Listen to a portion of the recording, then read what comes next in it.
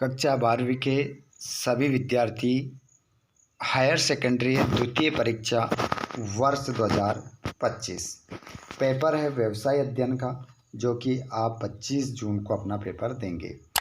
25 जून को 80 नंबर का आपका पेपर किस प्रकार आ सकता है, क्वेश्चन कैसे रहेंगे, 32 ऑब्जेक्टिव कैसे रहेंगे, बात करने वाले हम आज के इस वीडियो में। तो सभी विद्यार्थी जल्दी से एक बार क्लास में जुड़ जाएंगे और इस क्लास को अपने सभी दोस्तों को शेयर करेंगे। आइए फ्रेंड्स, तो बिना देर के हम स्टार्ट करते हैं क्वेश्चन नंबर पहले से, जो कि आप लोगों के लिए होने वाला है बहुत ही महत्वपूर्ण है। चलिए तो बिना देर के हम स्टार्ट करते हैं पहले क्वेश्चन से। जिन विद्यार्थियों ने अभी तक चैनल को सब्सक्राइब नहीं किया है, चैनल को सब्सक्राइब कीजिएगा ताकि नेक्स्ट वीडियो आपको मिल सके। चलिए पहला क्वेश्चन है आपका। प्रश्न नंबर पहला आपकी स्क्रीन पर आ चुका है। निम्नलिखित में से कौन सा कार्य प्रबंध का प्रथम कार्य है?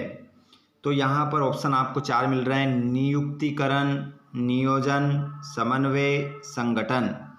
तो इसमें आपका जो करेक्ट आंसर हो जाएगा वो होगा बच्चों पहला ऑप्शन में, पहले प्रश्न में आपका जो आंसर हो जाएगा नियोजन। प्रश्न नंबर 2, निम्नलिखित में से कौन सा सामाजिक पर्यावरण का एक उदाहरण है? तो इसमें आपका जो करेक्ट आंसर हो जाएगा वो होगा अर्थव्यवस्था में धन की आपूर्ति, उपभोक्ता संरक्षण अधिनियम, देश की संविधान, परिवार का गठन। तो इसमें आपका करेक्ट आंसर होगा परिवार का गठन। प्रश्न नंबर 3, नियोजन का मुख्य उद्देश्य क्या है? प्रतियोगिता का सामना करना, पूर्वानुमान लगाना, संसाधनों का अनुकूलतम वितरण और संसाधनों का अपव्यय रोकना। तो इसमें आपका जो करेक्ट आंसर होगा पूर्वानुमान लगाना। पूर्वानुमान लगाना आपका आंसर इसमें सही होगा। नेक्स्ट क्वेश्चन, निम्नलिखित में से किसका योजना से संबंध नहीं है? तो यहाँ पर आपका जो छठा है बजट, कार्यक्रम, कार्यविधि, अभिप्रेरणा। तो इसमें आपका जो करेक्ट आंसर हो जाएगा अभिप्रेरणा आंसर होगा।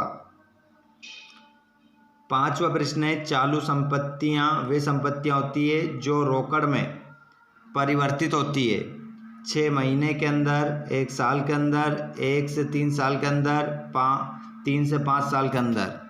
तो इसका करेक्ट आंसर हो जाएगा 1 साल के अंदर। अगला प्रश्न है विपणन है। विपणन क्या है?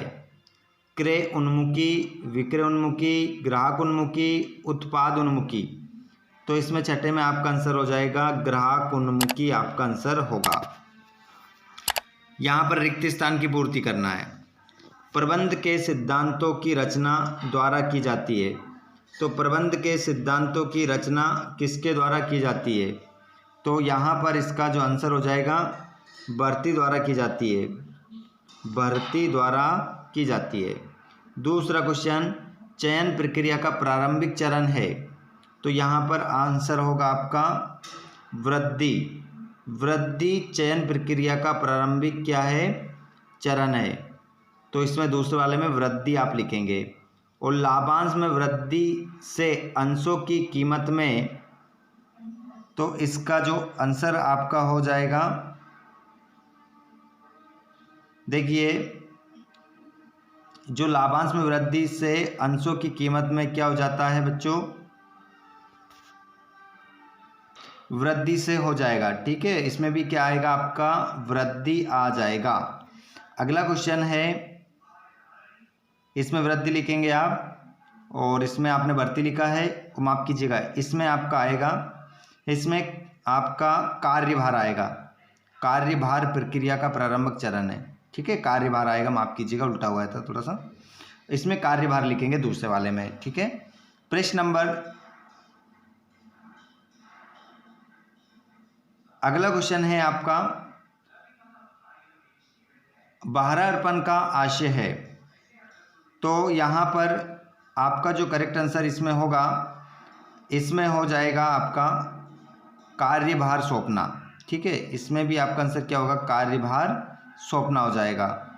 अगला क्वेश्चन है आपका सेबी का मुख्यालय में स्थित है।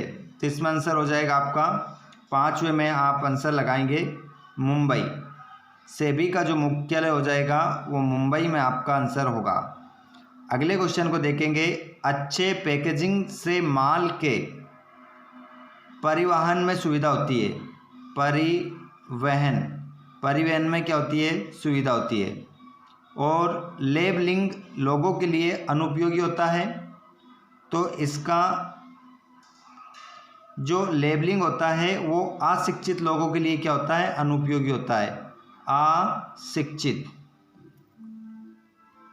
अगला क्वेश्चन देखेंगे आप यहाँ पर जोड़ी के रूप में, पदोन्नति।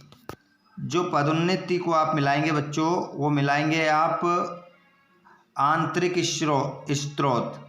अभिप्रेरणा को आप मिलाएंगे सामान्य प्रेरक से आप मिलाएंगे। तो इसका करेक्ट आंसर आपका जो हो जाएगा एक सामान्य प्रेरक प्रक्रिया से। और पर्यवेक्षण कार्य, तो इसको आप मिलाएंगे अधिकारी द्वारा किया जाता है। और वृत्ति को आप मिलाएंगे प्रशिक्षु से। और एक मार्क को आप मिलाएंगे कृषि उत्पाद। और हाल मार्क को आप मिलाएंगे स्वर्ण आभूषण। ठीक है, इस प्रकार आप क्या मिलाएंगे? अपनी जोड़ी। उसके बाद में सत्यापत्य देखेंगे। पहला देखेंगे आप, अधिकार अंतरण सभी व्यवसायों में अनिवार्य होता है, सत्य।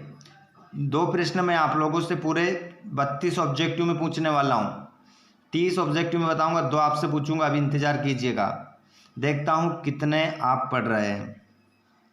नियंत्रण एक सतत प्रक्रिया है, तो इसका आंसर भी सत्य होगा। समता अंशधारियों को कंपनी में मताधिकार प्राप्त नहीं होता, तो इसका आंसर आपका सत्य होगा। पूंजी बाजार तथा मुद्रा बाजार दोनों समान है, तो ये भी असत्य हो जाएगा।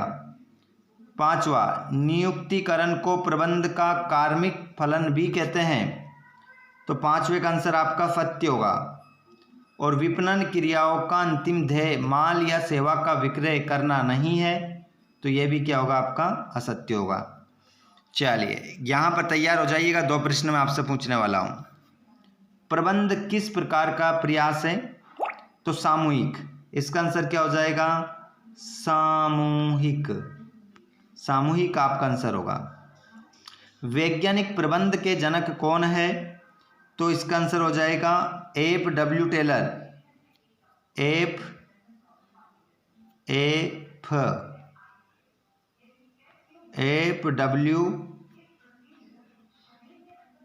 F.W. टेलर आपका आंसर हो जाएगा। अगला क्वेश्चन है आपका तीसरा वाला, नियंत्रण किस प्रबंधकीय कार्य पर निर्भर करता है? इस प्रश्न का जवाब आप सभी मुझे कमेंट बॉक्स में बता दो। जैसे कि मैंने आपको बताया था कि 2 प्रश्न पूछूंगा, पहला प्रश्न आपके स्क्रीन पर है, तीसरे का आंसर आप बताएंगे। और अंगूरी लता संप्रेषण कौन सा संप्रेषण है? तो इसका आंसर जो हो जाएगा अनौपचारिक आपका इसमें आंसर हो जाएगा, अनौपचारिक। ठीक है, आइए आगे बढ़ते हैं। नई प्रतिभूतियां किस बाजार में जारी की जाती है?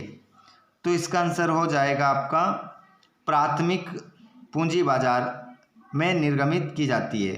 ठीक है, तो नई प्रतिभूतियां किस बाजार में? तो